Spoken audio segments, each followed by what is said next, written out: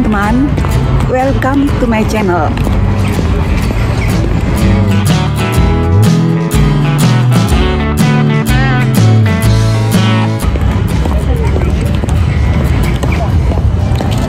Ini saya sedang berjalan di Taman Oosterpark di Amsterdam. Sambil berjalan, saya melihat ada kolam terbuka di taman. Tampak anak-anak warga sekitar dengan riang bermain air bersama di kolam itu.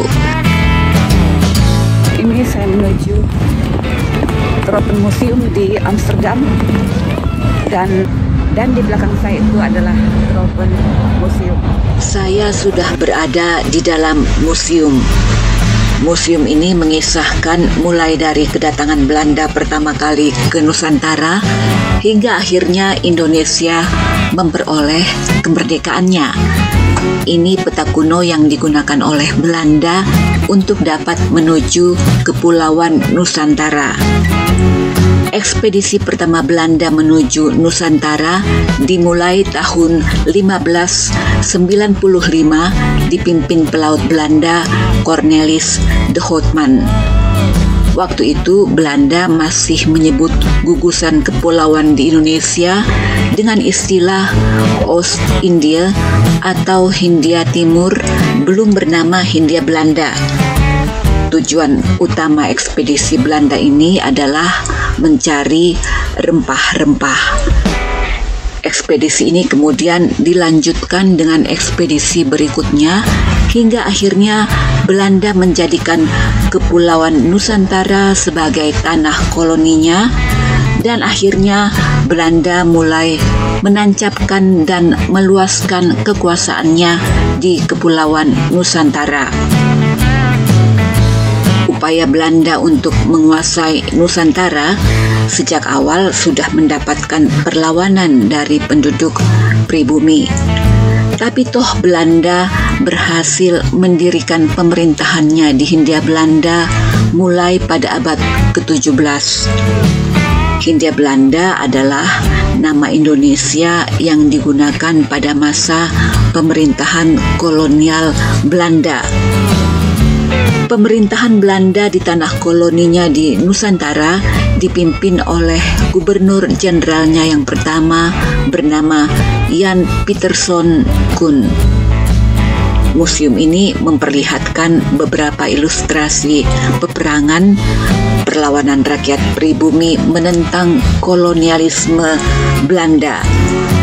Juga ada beberapa tokoh pejuang yang menolak kekuasaan Belanda di wilayahnya, di antaranya Pangeran Diponegoro dan Teuku Umar.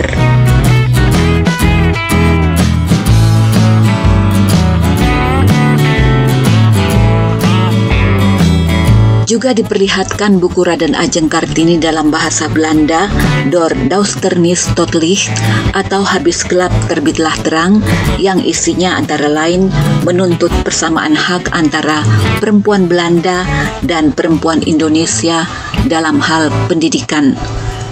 Nah, ini buku karya Sultan Syahrir, judulnya Onze Strijd atau Perjuangan Kita. Pada awal abad ke-20, kesadaran kebangsaan mulai bangkit. Mulai muncul organisasi pergerakan kebangsaan, salah satunya adalah Serikat Islam.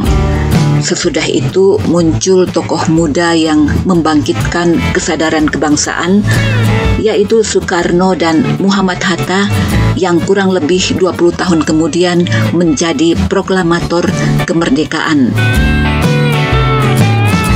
Tahun 1942, Jepang masuk ke Indonesia dan berhasil membuat Belanda menyerah tanpa syarat. Lalu dimulailah pendudukan Jepang di Indonesia. Tahun 1945, Jepang kalah perang dan Indonesia pun memproklamasikan kemerdekaannya yang diwakili oleh Soekarno dan Hatta. Nah, museum ini memperlihatkan teks proklamasi yang dibacakan oleh Bung Karno dan teksnya disusun oleh Bung Hatta.